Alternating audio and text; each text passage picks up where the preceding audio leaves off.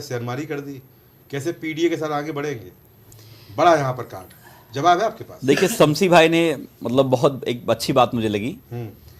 इन्होंने कहा कि पूरे देश का यादव खुश हो गया, यादव वोट करेगा बीजेपी को। पूरे देश के ब्राह्मण खुश हो गए, ब्राह्मण वोट करेंगे बीजेपी को। अच्छा। दलित खुश हो गए, सब दलित वोट करेंगे। लेकिन शमसी भाई कब खुश होंगे? अच्छा, हम तो कुछ है ही। सुन लीजिए, पूरी बात तो सुन लीजिए। आप खुशी कब हो? बेगानी शादी में अब्दुल्ला दीवाना, आप जब जातिगत आधार पर खुशी की बात कर रहे हो आप, तो कम से कम पूरे प्रदेश में आ गए। लीजिए पूरे प्रदेश, सुन लीजिए, नहीं पूरी बात सुन लीजिए, बात बोलिएगा। हाँ। पूरे प्रदेश में शमसी भाई हाँ। एक भी लोकसभा सीट नहीं दी गई मुस्लिम समाज को। मुख्तार अब्बास नकवी साहब यहीं से लड़ते थे चुनाव, उनको भी किनारे कर दिया गया।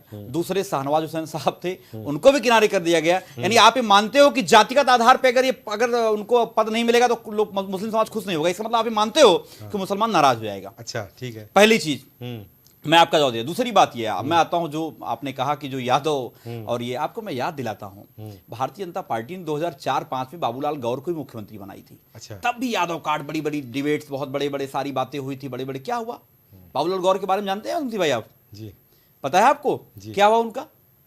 क्या हो गया पूरे उत्तर प्रदेश में, पूरे देश में क्या माहौल बन गया यादव के खिलाफ? आप बता रहे हो, जो बड़ी लोग आजकल मैं देख रहा हूं कि मार खुशी मार खुशी, वही कहावत है। आपको दर्द हो रहा है क्या? नहीं, दर्द तो मुझे कुछ नहीं है। मैं सच बताऊं, देखिए divide and rule, Bharatiya Janata party का जो ब्लड है, अच्छा, उनका बस ये है कि बांटो और राज करो। अच्छा, ये हमेशा मौका दे रहे हैं उनके कार्यकर्ता, जो हमेशा उनके विधायक है, उनके महामंत्री रहे, प्रभारी रहे। मैं बधाई देता हूं, मैं आदरणीय मोहन जी को बधाई देता हूं और शर्मा जी को बधाई देता हूं, और हमारे जो पार्टी से बुलाए लोग थोड़ी हमारे जो पार्टी के लोग हैं, आदिवासी समाज से हैं, सोचिए उनको भी मैं बधाई देता हूं। चलिए, आपको याद होगा इसी देश में, चलिए, हमारे देश के महामहिम राष्ट्रपति जी वर्तमान में हैं उत्तर प्रदेश में, वो भी महामहिम राष्ट्रपति बनी थी।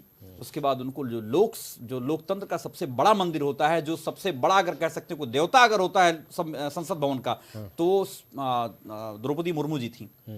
लेकिन उन्होंने भी जो है उसमें उस उद्घाटन उन्हें बुलाया नहीं गया। ये सम्मान है भारतीय जनता पार्टी का। मैं आपको दूसरी बात बताता हूं, सुन लीजिएगा। समय का बिल्कुल चलिए, बोलिए, मेरा स्टेटमेंट पूरा करिए। नहीं, सुन लीजिए पूरी बात। उसके अलावा आपको याद होगा इसी उत्तर प्रदेश के अंदर ना जाने कितने पिछड़े समाज के मंत्री हैं, किसी भी मंत्री की हैसियत नहीं कि 69,000 शिक्षकों की भर्ती में जो पिछड़ों के साथ अन्याय हुआ, कोई एक जबान बोल दे, जिस दिन बोल देगा उसकी बोलती बंद कर दी जाएगी। इतने नहीं, बेचारा जो स्टूल मिला वो स्टूल भी छीन लिया जाएगा। अच्छा, ठीक। दूसरी बात जान लीजिए, मैं बताता हूं, आते हैं उस बात के ऊपर जो भी बात हो रही थी। बीजेपी किस चीज से घबराई पता है?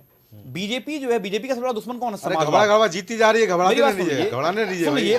ये आदरणीय हमारे नेता, सुन लीजिए, आदरणीय हमारे नेता अखिलेश यादव जी की देन है कि उन्होंने जातिगत आधार पे जिसकी जितनी संख्या भारी, उसकी उतनी हिस्सेदारी की बात की, मध्य प्रदेश से लेकर के पूरे देश में। और हमारे घटक दल इंडिया के लोगों ने ये बात कही कि भाई जिसकी इतनी संख्या भाई उतनी उसकी हिस्सेदारी होनी चाहिए। पूरे देश में आवाज उठी, इसलिए बीजेपी इस बात को डरी हुई है कि उसको मजबूरी में सामाजिक समीकरण में जाति जाति खेलने का काम कर रही है। मैं बता दूं आपको गौरव जी, और सच्चाई तो यह है कि ना तो यहां पे केशव प्रसाद मौर्य जी अपने मन के कुछ कर सकते हैं, ना तो मध्य प्रदेश के अंदर मोहन यादव कुछ कर पाएंगे। ये सच्चाई है। पूरी की पूरी पार्टी जो है केवल वन मैन शो पर काम कर रही है। मोदी जी, अमित शाह